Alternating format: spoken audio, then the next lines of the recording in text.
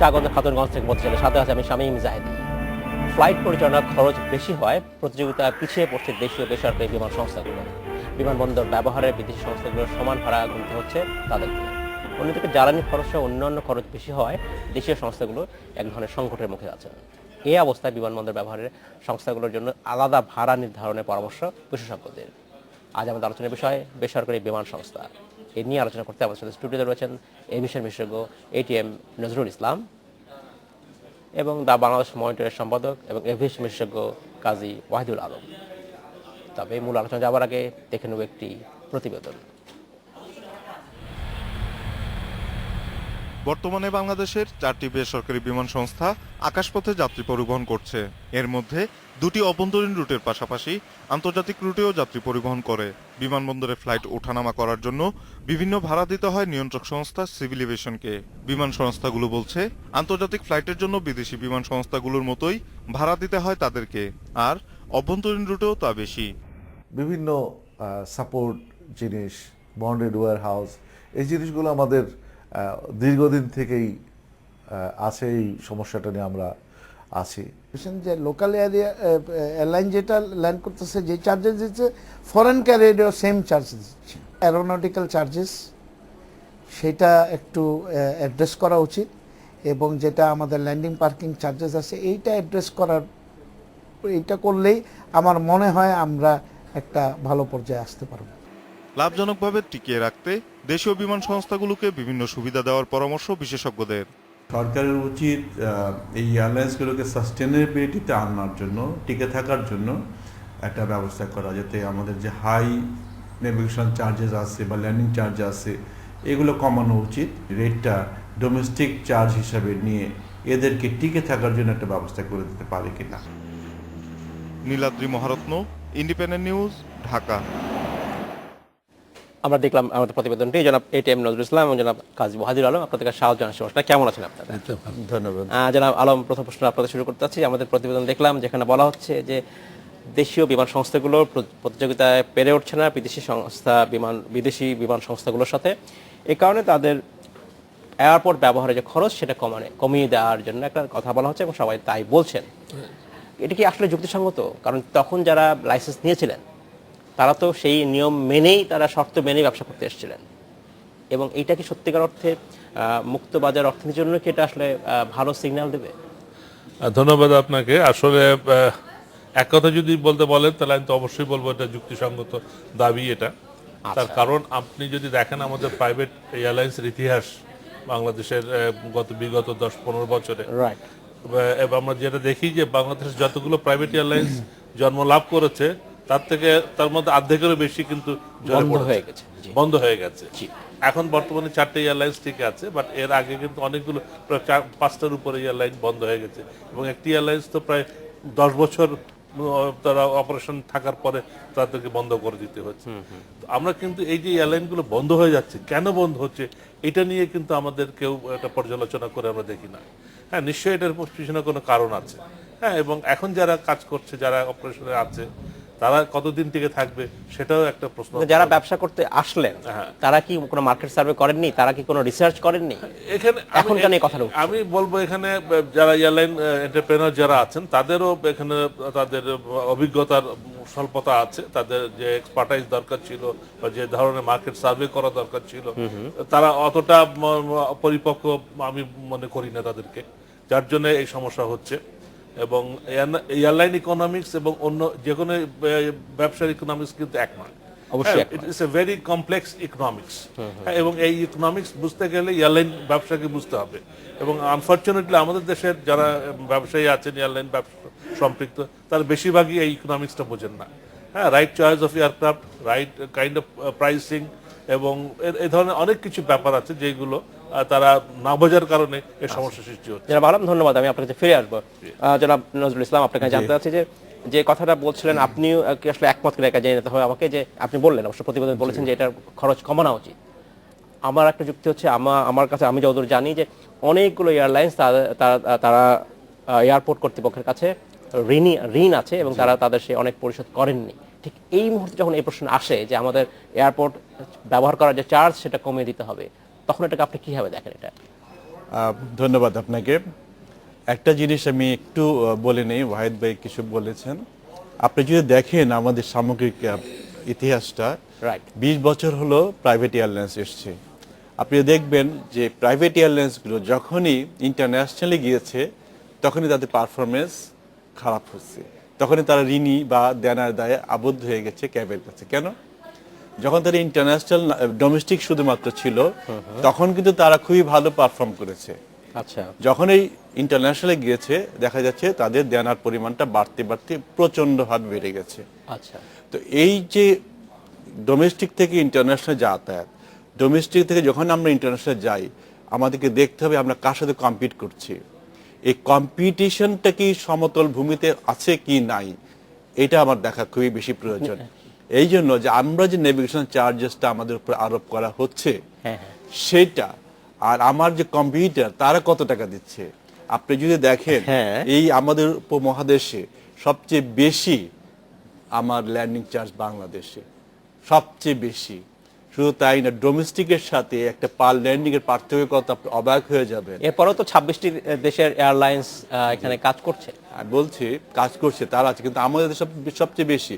তা আমার সে for example আমি যখন যাই এখান থেকে সে মাস্কাটে গেলাম, রাইট আমি যে টাকাটা এখানে দিচ্ছি আর ওই যখন আসছে এই যে পার্থক্যটা হচ্ছে পার ল্যান্ডিং এ যে আমি যে বেশিটা দিচ্ছি, এটা আমার জন্য ব্যাপক একটা। কিন্তু কোনো বাংলাদেশের স্থানীয় বিমান সংস্থারই ঋণ নেই অন্য এয়ারপোর্টে, কিন্তু তাদের ঋণটা আছে, তারা আমাদের ঋণ দেশে নেই, ক্যাবের এখানে কাছে কথা সেইটা আছে। কেন শোধ হ্যাঁ, করছে এখানে না? একটা কথা আছে, ঋণ নেই তার মানে তাদের যে আপনার যে তাদের লসটা হচ্ছে, হ্যাঁ। এই লসটা যে দিনের পর দিন লসটা বাড়তেছে, এইটা একটা লসেরই একটা জায়গা যেখানে হয়তো তারা এটা দিচ্ছেন না। এক সেকেন্ডলি আপনি একটা দেখবেন যে দেনার পরিমাণটা যেভাবে বলা হচ্ছে সেটা কিন্তু অনেক গুণ বেশি। সারচার্জের নামে একটা চার্জ না হয়, সেটা হচ্ছে বাংলাদেশে এটা না হয় 72%, যেটা অন্য যে কোনো দেশে 10 থেকে 12%, কোনো দেশে 2%ও আছে। এবং সারচার্জ কেন না হবে? এটা লেট ফি হতে পারে। ওয়াই সারচার্জ আমি এটা বুঝি না। এটা লেট ফি হতে পারে এবং 2 to 5% হতে পারে। এক সেকেন্ডলি আমি একটু আগে বললাম যে আমরা একটা এয়ারলাইন্স বাংলাদেশে প্রাইভেট এয়ারলাইন্সটা আসে কবে? 1992 সালে ইন্ডাস্ট্রি পলিসি চেঞ্জের পরে 95 থেকে শুরু হয়েছে, এটা মাত্র 20 বছর। জি। আপনি একটা গাছে চারা লাগিয়েছেন বা আপনাকে সন্তান জন্ম দিয়েছেন, তাকে লেখাপড়া করাতে হবে, তাকে বড় করতে হবে, তারপরে সে নিজের একটা সম্বল হবে, তখন তাকে বাজার বুঝতে পেরেছি, কিন্তু আজকে কোনো নার্সিং নেই এদেরকে। যারা আলম যে টাকাটা বকেয়া আছে তার কি হবে? না, বকেয়া যেটা আছে এটা কিন্তু কোনো এয়ারলাইন বলছে না দিবে না, তারা বলছে এটা হয়তো কিস্তিতে হোক বা যে কোনো প্রকারে হোক আচ্ছা। তারা দিয়ে দিবে এবং সেভাবে তারা প্রস্তুত আছে। বাট এই জমাটা যাতে আরো না বেড়ে যায়, এই পরিমাণটা আরো না বেড়ে যায় সেই জন্য, এবং এই এয়ারলাইনগুলোকে ভায়াবল করতে গেলে এই চার্জের পরিমাণগুলো কমাতে হবে, এটা একটা সহনীয় পর্যায়ে আনতে হবে। এবং আমাদের তো দেখেন এখানে এখন যে আনফেয়ার কম্পিটিশন, আমাদের ডোমেস্টিক মার্কেটে আমাদের উইকলি যে সিট রিকোয়ারমেন্ট আছে, ডিমান্ড আছে, তার থেকে সাপ্লাই অনেক বেশি এখন। হ্যাঁ, যার ফলে এখানে মানে যে অপারেটিং কস্টের অনুযায়ী কিন্তু এখানে ডোমেস্টিক ভাড়া নিতে পারে না এয়ারলাইনগুলো। এবং যেহেতু কম্পিটিশন এখন বেশি, রিসেন্টলি বিমানও ডোমেস্টিক অপারেশন শুরু করেছে, এতে করে তারা কিন্তু 5টা এয়ারলাইন এখন ডোমেস্টিকে অপারেশন করছে, করছে। হ্যাঁ। এবং এতে করে একটা আনফেয়ার কম্পিটিশন কিন্তু অলরেডি ডেভেলপ করেছে। আগে যেখানে চিটাগং এর ভাড়া ছিল 6,000 7,000, সেটা এখন 2700 2800 3,000 টাকা নেমে এসছে। তো এগুলো কিন্তু এয়ারলাইনগুলোকে পারার ব্যাপার আছে, তাদের মানে ফাইন্যান্সিয়ালি ভায়াবল হওয়ার ব্যাপার এখানে আছে। একটু বলতে চাই এখানে জি, জনাব ইসলাম। যে বিমানের কথাটা উনি বললেন সেজন্য বলছি, আজকে বিমানের লস কত? আপনি যদি বিমানের 15 বছরের ইতিহাস দেখেন, বেশি দিন যাব না, সেটা অনেক লম্বা ইতিহাস, তিনটা আরেকটা বছর বাদ আলাদা দাবি দিলে, আছে, হ্যাঁ। 3টা বছর যে বাদ দেন, সে 3টা বছর বাদ দিলে 12 বছর লস হচ্ছে 3,000 মিলিয়ন টাকা। 3,000 মিলিয়ন টাকা। সেটা অবশ্য প্রাইভেট এয়ারলাইন্সের কয় টাকা বাকি পড়ছে? কিন্তু সেটা এই সরকারের টাকাটা কাছে তো কাদের? পড়েছে বা। জনগণের টাকা তো। এক্স্যাক্টলি। তো জনগণের টাকা আপনি বিমানের মাধ্যমে লস দেওয়া হচ্ছেন, but why not you are reducing the landing and the parking charges? আমি একটা দিয়ে দেখাই। জি।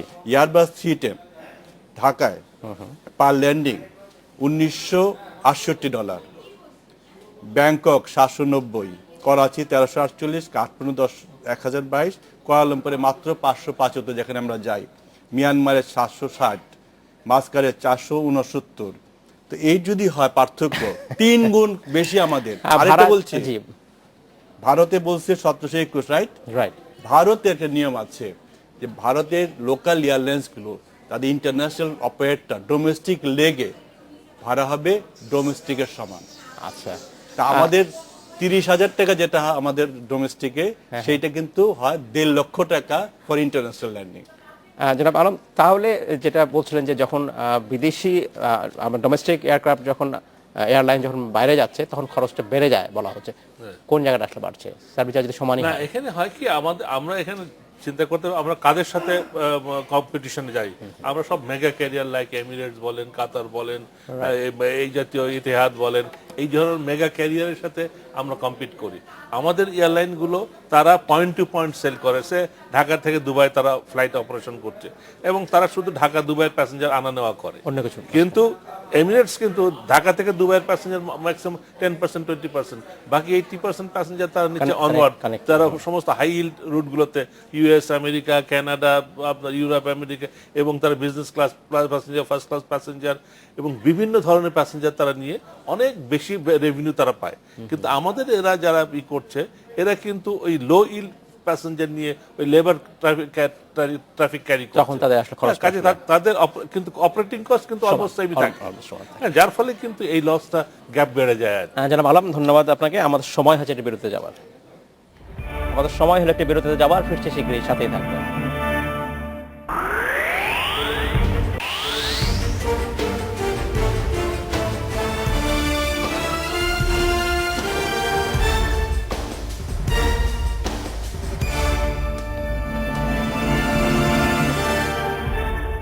স্বাগত আরেকবার খাতুনগঞ্জ থেকে মতিঝিলে। আজ আমরা আলোচনা করছি বেসরকারি বিমান সংস্থার ব্যবসা নিয়ে। এই নিয়ে আলোচনা করতে আমাদের সাথে স্টুডিওতে রয়েছেন এভিয়েশন বিশেষজ্ঞ এটিএম নজরুল ইসলাম এবং দ্য বাংলাদেশ মনিটর পত্রিকার সম্পাদক কাজী ওয়াহিদুল আলম। জনাব আলম এবং জনাব ইসলাম পত্রিকার স্বাগত জানাচ্ছি আরেকবার।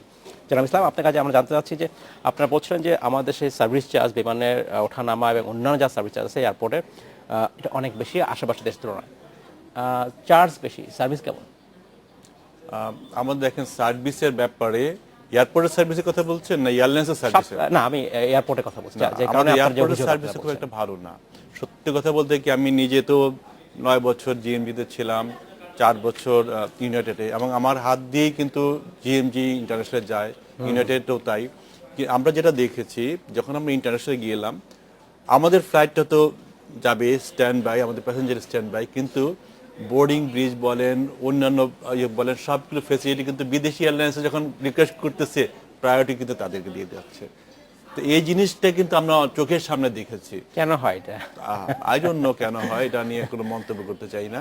এই ধরনের সিচুয়েশন তো অনেক আছে। আর সার্ভিসের ব্যাপারে আপনি ঢাকা মানে বিদেশে যে কোনো এয়ারপোর্ট থেকে ঢাকা যখন আসবেন, আপনি যে কেউ বুঝতে পারবেন the difference between the two airports. এটা নিয়ে আমি মন্তব্য করতে চাই। জনাব আলম, যদি দেশি সংস্থাগুলো যখন তারা আন্তর্জাতিক রুটে ব্যবসা শুরু করে তখন সে কারণে তাদের লস বেশি হতেই থাকে, তাহলে কেন শুধু ডোমেস্টিক রুটে ব্যবসা করুক না? সমস্যা কোথায়? ডোমেস্টিকের ব্যবসাটা একটা ছোট গন্ডির মধ্যে, সবাই চায় প্রসারিত হ্যাঁ, কিন্তু সেখানে তো বিজনেস ভায়াবল না। যেটা ভায়াবল না সেখানে আমি কেন যাব? হ্যাঁ, ভায়াবল না, সেটা ভায়াবল করার জন্য যে উদ্যোগগুলো নেওয়া দরকার সেই উদ্যোগগুলো প্রপারলি নেওয়া হচ্ছে না, প্রফেশনালিজমের অভাবের কারণে। আচ্ছা, হ্যাঁ, এখানে প্রফেশনালিজম, ম্যানেজমেন্টের যে প্রফেশনালিজম, এটা কি এয়ারলাইন্সের ম্যানেজমেন্টের সমস্যার কথা বলছেন? Absolutely airline management definitely important, because কারা চালাচ্ছে? প্রফেশনালরা চালাচ্ছেন না? আমার মনে হয় প্রফেশনাল লোক চালাচ্ছে না বেশি। আমি এখানে একটুখানি ডিফার করতে চাই। জি, আপনি দীর্ঘদিন কাজ করেছেন এয়ারলাইন্সে। ডিফার করতে চাই।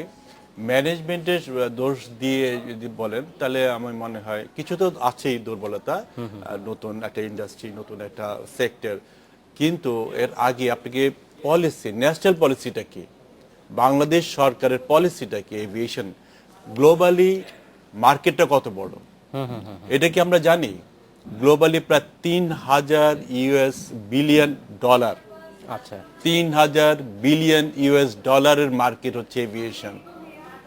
তার মানে সারা বিশ্বের, হ্যাঁ, কিন্তু সারা বিশ্বের সেই আন্তর্জাতিক বাজার নাই বলি, সারা বিশ্বের যে গ্রোথ 8% জিডিপির সমান। সেই বাজার দখল করার মতো আমার কতখানি ক্ষমতা রয়েছে? আমার এই ক্ষমতাটা কেন আমরা তৈরি করতে পারছি না? কেন আমাদের সরকার একটা নীতি তৈরি করতে পারছেন না? সরকারকে তো দোষ দিতেই পারি, হ্যাঁ, কিন্তু সরকারের, আমাদের মতো থার্ড ওয়ার্ল্ড কান্ট্রি সরকারের এত দিকে তাদেরকে কনসেন্ট্রেট করতে, আমি যেটা মনে করি আচ্ছা। হয়তো সে যে ধরনের সাপোর্ট বা সহযোগিতা করা দরকার বা যে পলিসি সাপোর্ট সেগুলো হয়তো কিছুটা দুর্বলতা থাকতেও পারে, বাট আমরা যখন ব্যবসা করতে নামছি আমাদের কিন্তু সব সেক্টরেই এক্স্যাক্টলি, আমি সে প্রশ্নে আপনাকে প্রশ্ন করেছিলাম, যখন আপনি ব্যবসা শুরু করছেন তখন তো আপনি সব রেগুলেশন জানেন, সব আইন জানেন। আজকে গার্মেন্টস ইন্ডাস্ট্রি বড় হয়েছে, গার্মেন্ট ইন্ডাস্ট্রি প্রথমে যখন শুরু করেছিল বা এই করছে তাদের সমস্যা আছে, তাদের নানাবিধ সমস্যা, তার মধ্যে এই গার্মেন্টসের তারা গড়ে উঠেছে। গার্মেন্টসে কতটা ব্যাক করা হয়েছে গভর্নমেন্ট, সেটাকে একবার দেখেছে। সেটা এখানে ব্যাক করবে, এখানে যদি আমরা সেইভাবে করতে পারি। আর আমি তো যখন ব্যবসায় নামছি আমি তো বুঝেই নামছি সে ব্যবসা যে আমি কতটুকু আমি এখান থেকে সরকারের কাছ থেকে পাবো না পাবো। জনাব ইসলাম, আপনার কাছে প্রশ্ন, আদৌ কি, যদি আমি তর্কের খাতিরে বলি, বাংলাদেশে বেসরকারি বিমান সংস্থা রাখা দরকার নাই, যদি যে ব্যবসা আমার লস হবে আমি দেখছি না, তাহলে আমার কোনো দরকারটা কি? সবকিছুতে আমার করতে হবে কথা নাই। ঠিক আছে, আপনার কথা মেনে নিলাম, গভর্নমেন্ট যদি এরকম মনে করে বন্ধ করে দেন, যদি গভর্নমেন্ট এটাকে সহায়তা না করে, সাপোর্ট না করে, বন্ধ করে দেন আচ্ছা। Aviation business. আর যদি মনে হয় যে আমি ওয়ার্ল্ড গ্লোবাল এভিয়েশন বিজনেসে আমাকে টিকে থাকতে হবে, তাহলে অবশ্যই কতগুলো ব্যাপারে নীতি নির্ধারণ করতে হবে। যেমন একটু আগে আপনি বললেন যে আমরা বিজনেস প্ল্যান কি করা হয় না, তখন কি আপনারা জানেন না? ইয়েস, বিজনেস প্ল্যান করা হয়। জিএমজি যখন প্রথমে আসে তখন তেলের দাম ছিল 20.22, সেটা হয়তো করা হয়, হয়ে গেছে 130, 1.37। ধন্যবাদ জনাব ইসলাম। জনাব আলম, আমাদের হাতে সময় খুবই সংক্ষেপে বলতে হবে আপনাকে। আমি আসলে বলছিলাম যে দরকার কি বাংলাদেশের এয়ারলাইন্স ব্যবসা করার, কিন্তু আসলে দরকার আছে যে আমাদের দেশের ডোমেস্টিক মানুষের কর্মসংস্থান নিশ্চয়ই হবে। অবশ্যই সেক্ষেত্রে আসলে যদি করতে চাই ব্যবসাকে, যদি মানে আন্তর্জাতিক যদি দেশীয় সংস্থাগুলো ব্যবসা করতে চাই, এয়ারলাইন্সগুলো ব্যবসা করতে চাই, কি করা উচিত আসলে? না, এখানে আমাদের দরকার তো অবশ্যই আছে, connectivity is very important. Air connectivity even domestically বিভিন্ন জায়গার মধ্যে বিভিন্ন শহরের সাথে ডোমেস্টিক অপারেশন অবশ্যই দরকার আছে, এবং এইটা শুধুমাত্র বিমান ন্যাশনাল ক্যারিয়ারের পক্ষে সম্ভব না, এখানে প্রাইভেট এয়ারলাইন অবশ্যই একটা বড় ধরনের ভূমিকা আছে, এবং আমি মনে করি প্রাইভেট এয়ারলাইন্সটা একটা বড় ভূমিকা পালন করেছে। আমরা গত 5 বছর 7 বছর 10 বছর দেখছি, এবং এটার জন্য পলিসি সাপোর্টের কথা, পলিসি সাপোর্ট তো ডেফিনেটলি সরকারের পক্ষ থেকে একটা প্রণোদনা দরকার আছে। সরকারের পক্ষ থেকে এই যে চার্জেসের কমানোর কথা বলা হচ্ছে, এটা নার্চারের ব্যাপার আছে, because this is a very নতুন একটা ইন্ডাস্ট্রি বাংলাদেশের। এবং একই সাথে নিশ্চয়ই আপনি বলছিলেন যে বিমান সংস্থাগুলোর ম্যানেজমেন্টে তাদের দক্ষতা অর্জন করতেই হবে। কাজী ওয়াহিদুল আলম, আপনাকে অসংখ্য ধন্যবাদ। জনাব এটিএম নজরুল ইসলাম, আপনাকে অসংখ্য ধন্যবাদ। নিশ্চয়ই এই নিয়ে আমরা আবার কথা বলবো আপনার সাথে। ধন্যবাদ। এই ছিল আজকের মতো খাতুনগঞ্জ থেকে মধ্যে ছিল, আমাদের সাথেই থাকবেন, দেখা হবে আবারও।